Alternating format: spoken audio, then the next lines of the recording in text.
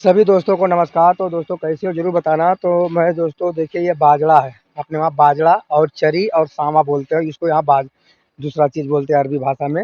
तो ये पूरा का पूरा बाजरा देखिए, ये पूरा बाजरा है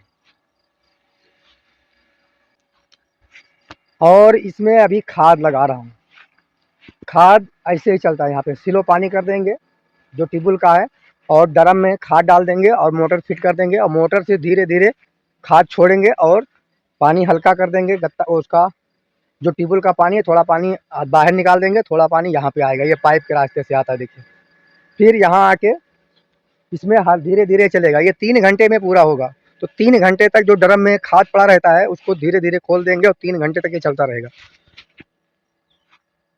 देखिए कितना हरियाली अच्छा लगता है। तो यही काम है दोस्त, आप लोग की दुआ आशीर्वाद से।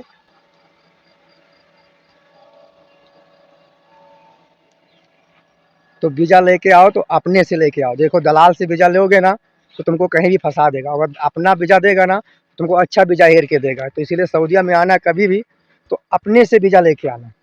जैसे कोई अपना है, अपना भाई है या पटीदार है या कोई भी है, अगर गांव का है तो वो तुझे अच्छा बीजा हेर के देगा। और अगर बाहरी दलाल जो देगा ना तो दलाल पैसे के लिए कुछ भी कर सकता है भाई। तो इसीलिए दलाल से बच के रहो।